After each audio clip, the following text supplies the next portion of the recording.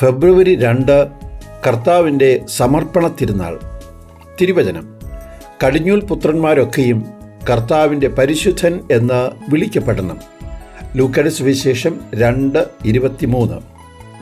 Christmas കഴിഞ്ഞു വരുന്ന 40-ാം ദിനം ഉണ്ണി യേശുവിനെ സമർപ്പിക്കുവാൻ മാതാപിതാക്കന്മാർ ജെറൂസലേം ദൈവാലയത്തിൽ എത്തി. മോശയുടെ നിയമമനുസരിച്ച് മാതാപിതാക്കന്മാർ കുഞ്ഞിന് ജന്മം നൽകിയാലും കുഞ്ഞിൻ്റെ ഉടമസ്ഥ അവകാശം ദൈവത്തിനാണ്. ഉടമസ്ഥന് കൊടുത്ത കുഞ്ഞിനെ ദൈവ ഇഷ്ടപ്രകാരം വളർത്തുവാനാണ് മാതാപിതാക്കന്മാർ 5 ഷെക്കൽ കൊടുത്ത് കുഞ്ഞിനെ വീണ്ടെടുത്ത് വീട്ടിൽ കൊണ്ടുവരുന്നത്. ഈ സമർപ്പണ ദിനത്തിലാണ് കുഞ്ഞിന് പേരിടുന്നത്. കർത്താവിനുള്ള അവകാശം വ്യക്തമാക്കി ഇസയാസ് പ്രവാചകൻ വഴി കർത്താവ് അരുൾ ചെയ്തു: നിന്നെ പേര് ചൊല്ലി വിളിച്ചിരിക്കുന്നു, നീ എൻ്റേതാണ്.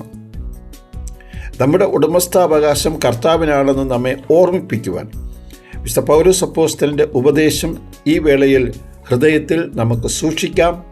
റോമാക്കാർക്ക് എഴുതിയ ലേഖനം 14:8. നാം ജീവിക്കുന്നുവെങ്കിൽ കർത്താവിന് സ്വന്തമായി ജീവിക്കുന്നു, മരിക്കുന്നുവെങ്കിൽ കർത്താവിന് സ്വന്തമായി മരിക്കുന്നു. ആകയാൽ ജീവിച്ചാലും മരിച്ചാലും നാം കർത്താവിന് ഉള്ളവരാണ്.